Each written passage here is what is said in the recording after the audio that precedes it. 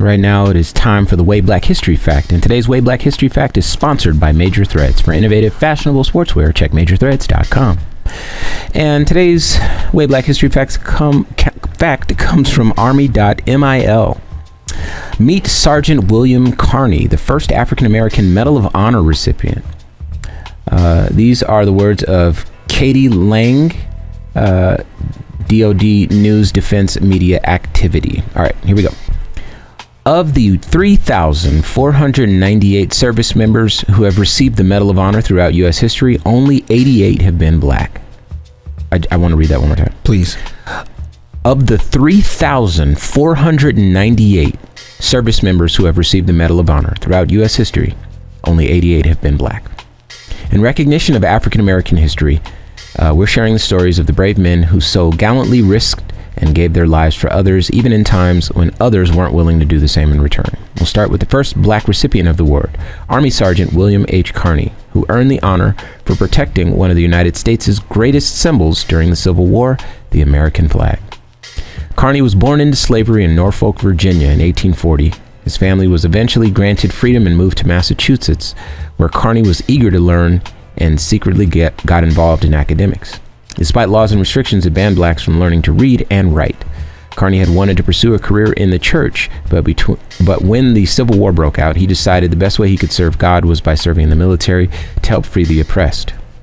In March 1863, Carney joined the Union Army and was attached to Company C, 54th Massachusetts Colored Infantry Regiment, the first official black unit recruited for the Union in the North.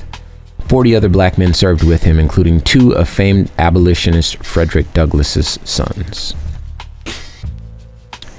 Within a few months, Carney's training would be put to the ultimate test during the unit's first major combat mission in Charleston, South Carolina.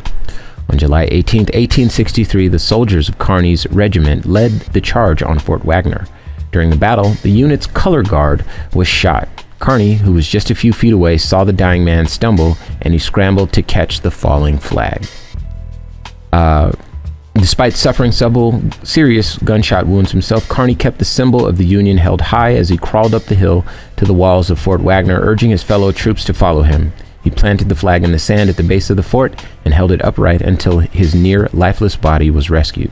Even then, though, he didn't give it up. Many witnesses said Carney refused to give the flag to his rescuers, holding it tighter until, with assistance, he made it to the Union's temporary barracks.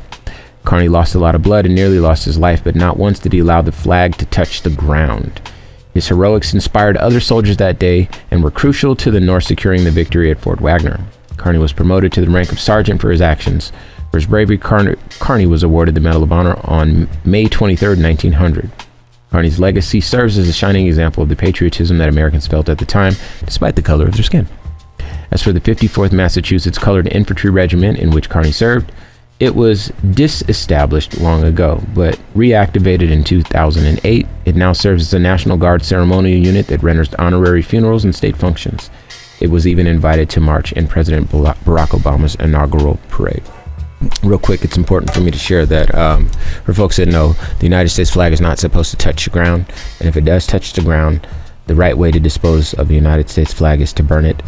For people that were so hell-bent on giving Kaepernick a hard time about disrespecting the flag, please read the United States Flag Code, because I can almost guarantee you that you disrespect the flag almost every single day.